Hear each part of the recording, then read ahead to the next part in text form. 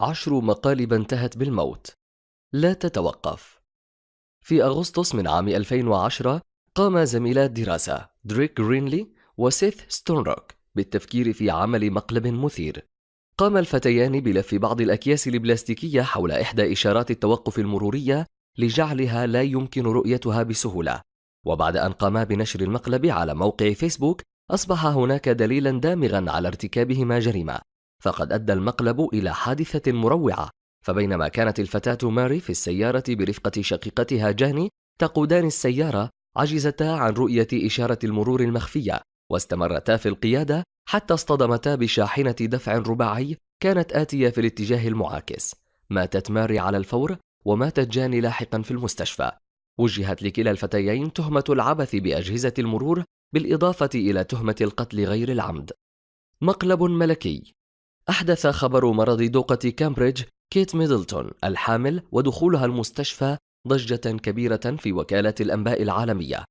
قامت إحدى العاملات بإحدى محطات الراديو الأسترالية بالاتصال بالمستشفى مدعية أنها ملكة بريطانيا لمعرفة آخر أخبار الدوقة المريضة. ظنت جاثينتا سولدانا الممرضة بمستشفى الملك إدوارد أن الاتصال حقيقي وأن الملكة هي من تكلمها، وأخبرتها بآخر التطورات الصحية للدوقة. وعندما تم نشر المقلب في عناوين الصحف حول العالم، انهارت سولدانا تحت تأثير الضغط النفسي الواقع عليها، ثم ماتت بعد أيام قليلة. المزاح بالانتحار.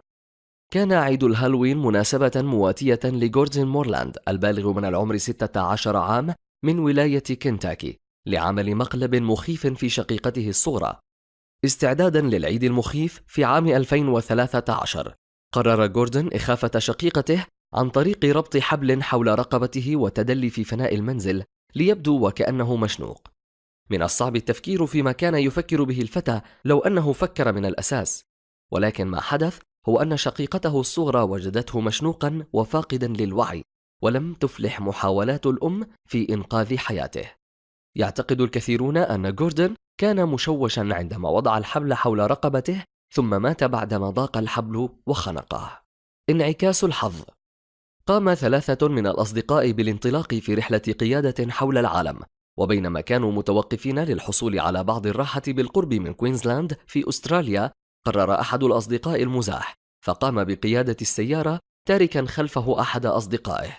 وأثناء رجوع الصديق بالسيارة للخلف ليخل صديقه الآخر، صدمه دون أن يشعر، مما سبب له إصابات خطيرة في الرأس. مع عدم وجود شبكة اتصال في المنطقة، قرر الأصدقاء الانطلاق بالسيارة إلى مستشفى تشارتر تاور، ولكن للأسف مات سام مانيجي بمجرد وصولهم للمستشفى. وجهت إلى السائق تهمة القيادة المتهورة المميتة للسيارة، بالإضافة إلى تهمة القيادة تحت تأثير الكحول. الألعاب النارية المميتة. في صباح أحد أيام السبت من شهر يونيو 2014 أراد إريك مارلي جذب انتباه صديقه عندما وصل إلى منزل عائلته في ساوثينغتون كونكتيكت.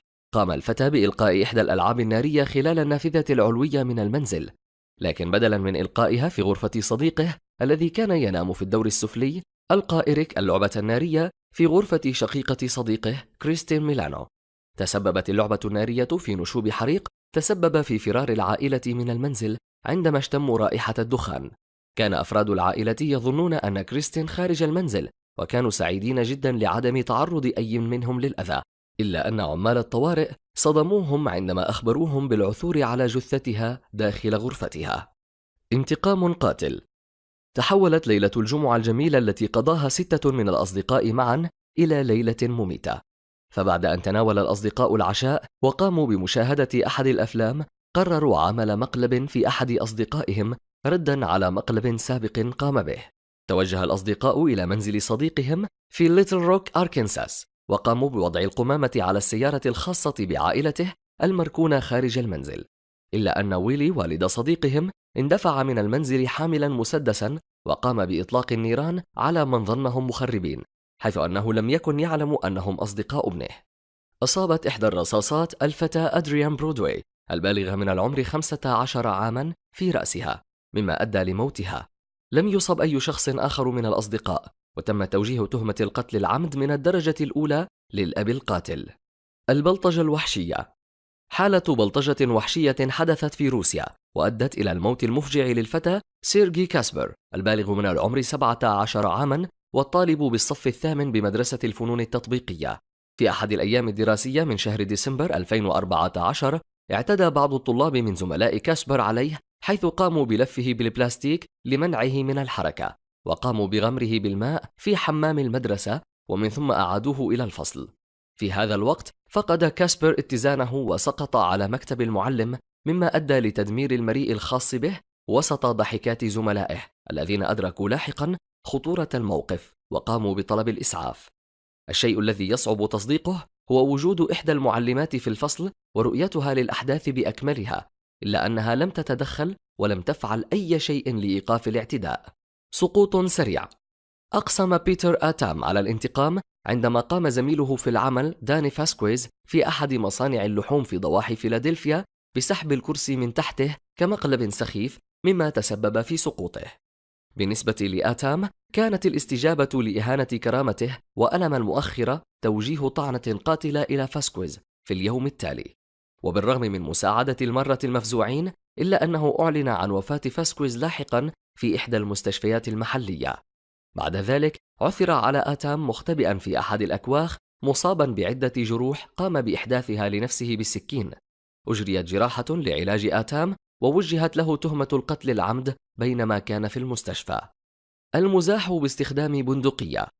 كان نيكولاس بيل يحاول إخافة صديقه النائم جيفري تشاربينيو في ليلة عيد الشكر عام 2010 عندما قام بإطلاق ما ظن أنها بندقية هواء على صديقه النائم.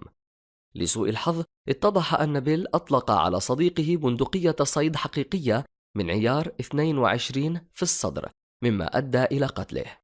اللافت للنظر أن بيل قام قبل عام بإصابة صديقه باستخدام بندقية خرز، وتم تصوير فيديو لذلك حيث كان بيل يضحك بصوت عال بينما جيفري ينزف. قام بيل بقضاء الخدمة لمدة عام في السجن بعدما واجه تهم الاعتداء بالسلاح وتعريض الآخرين للخطر بتهور، كما أنه حصل على حكم بالسجن ل7 سنوات مع إيقاف التنفيذ بسبب القتل غير المتعمد. إذا أعجبك الفيديو لا تنسى دعمنا بلايك وبتعليق يحفزنا، وللمزيد اشترك الآن.